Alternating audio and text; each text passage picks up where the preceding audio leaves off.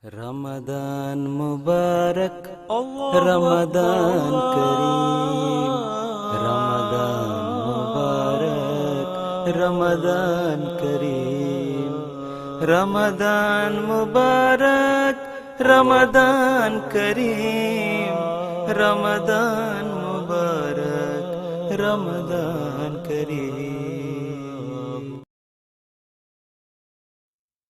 Assalamualaikum warahmatullahi wabarakatuh. Bismillahirrahmanirrahim. Ashadu alla ilaha illallah wahdahu la syarikalah wa ashadu anna Muhammadan abduhu wa rasuluh. Allahumma sholli ala Muhammad wa ali Muhammad. Jamaah muslimin wal muslimat, as-shaimin was shaimat. Berjumpa lagi dengan saya dalam tausiah Ramadan. Alhamdulillah, hari ini kita semua masih mendapat kesempatan melewati hari-hari bulan Ramadan, bulan yang mulia, bulan penuh rahmat, bulan penuh berampunan. Insya Allah kita dapat menjalani ibadah puasa tanpa suatu halangan apapun. Amin. Kemarin saya telah menyampaikan berdasarkan petunjuk Al-Quran surat Asy-Syura surat ke-42 ayat 52, sangat mungkin sekali kita bisa mencapai, bisa mendapatkan tanwirul qulub, pencerahan jiwa, dengan banyak mendapatkan pengalaman spiritual berupa wahyu, mimpi, ilham, kasab, dan setidaknya dengan dikabulkannya doa-doa. Tetapi untuk bisa mencapai atau mendapatkan tanwirul qulub itu, kemarin saya menyampaikan ada syarat yang harus kita penuhi, yaitu berpuasa sebagaimana puasanya Nabi Muhammad Rasulullah Shallallahu Alaihi Wasallam. Seperti apakah puasa Rasulullah SAW itu? Inilah yang ingin saya sampaikan sore hari ini. Pertama, makan sahur.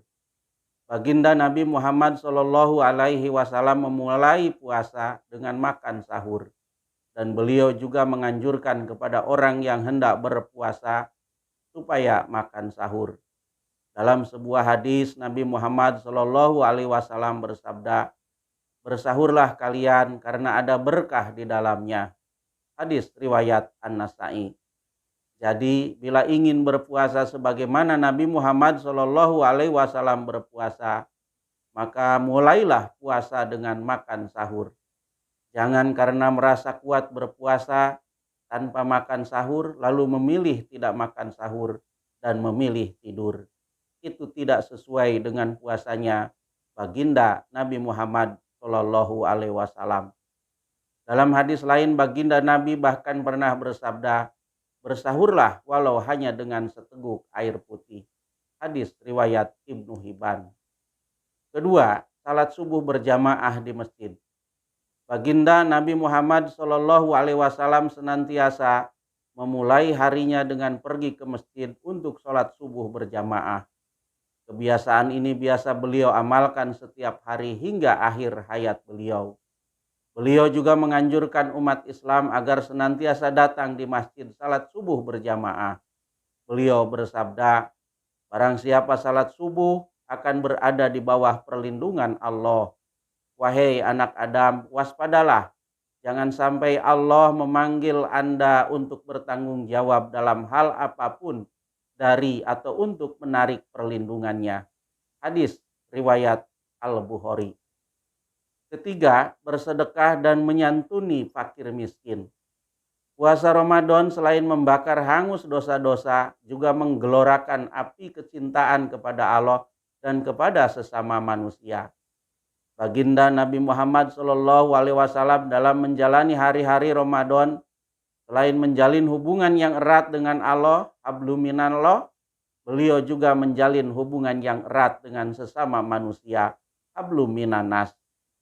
Pada hari-hari Ramadan, baginda Nabi Muhammad Shallallahu Alaihi Wasallam biasa menyibukkan diri menyantuni kaum duafa dan kaum fakir miskin. Beliau senantiasa bersedekah dan murah hati, dan beliau juga menganjurkan dan mendorong para sahabat untuk melakukan hal yang sama.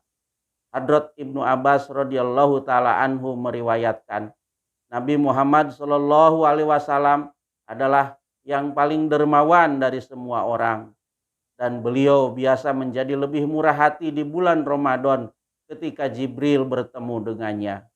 Jibril biasa menemuinya setiap malam selama Ramadan untuk tadarus Al-Quran bersamanya. Utusan Allah Muhammad sallallahu alaihi wasallam lebih murah hati daripada angin kencang. Hadis riwayat Al-Bukhari. Keempat, khatam Al-Quran. Bulan Ramadan adalah bulan di mana Al-Quran diturunkan. Pada hari-hari Ramadan, baginda Nabi Shallallahu Alaihi Wasallam senantiasa membaca atau tadarus Al-Quran lebih sering dibanding bulan-bulan lainnya. Dalam sebuah hadis disebutkan, saya tidak tahu bahwa Rasulullah SAW membacakan seluruh Al-Quran dalam satu malam atau salat qiyam sampai pagi, atau pernah berpuasa sebulan penuh kecuali Ramadan. Hadis riwayat An-Nasai. Inilah 4 contoh bagaimana baginda Nabi Muhammad SAW berpuasa atau menjalani hari-hari puasa di bulan Ramadan. Baginda Nabi Muhammad SAW adalah uswatun hasanah, teladan terbaik bagi siapa saja yang ingin berjumpa dengan Allah Subhanahu wa taala. Al-Ahzab surat ke-33 ayat 22. Siapapun yang mengikuti teladan beliau, Allah Subhanahu wa taala berjanji akan memberikan 4 makom rohani, an-nabiyyin, as-siddiqin, as-suhada, as-solihin. Al-Quran surat An-Nisa surat yang keempat ayat 70. Dan Al-Quran juga mengatakan siapa saja yang ingin dicintai Allah, maka ia harus mengikuti beliau sallallahu alaihi wasallam. Qul in kuntum tuhibbunallaha fattabi'uni yuhibbukumullahu wa yaghfir lakum dzunubakum wallahu ghafurur rahim. Katakanlah Muhammad, jika kamu mencintai Allah, ikutilah aku. Niscaya Allah akan mencintaimu dan mengampuni dosa-dosamu. Surat Al-Imran ayat 32. Dapat disimpulkan, untuk mencapai tanwirul qulub, pencerahan jiwa, tidak mudah. Ada jalan terjal yang harus dilalui. Dalam khutbah Jumat tadi malam, Hujur mengutip firman Allah, wallazina jahadu fina lanahdiyannahum subulana. Bahwa untuk sampai kepada Allah hingga mencapai tanwirul qulub, pencerahan jiwa, diperlukan mujahadah. Namun siapapun yang bermujahadah, ia pasti akan sampai kepadanya, akan mendapatkannya. Allahumma musarrifal qulub, sarrif qulubana ala ta'atika. Ya muqallibal qulub, tsabbit qalbi ala dinika. Allahumma sholli ala Muhammad wa ali Muhammad. Rabbana taqabbal minna innaka antas samiul alim wa tub alaina innaka antat tawwabur rahim. Wassalamun alal mursalin walhamdulillahi rabbil alamin. Wassalamualaikum warahmatullahi Ramadan Mubarak, Ramadan Kareem.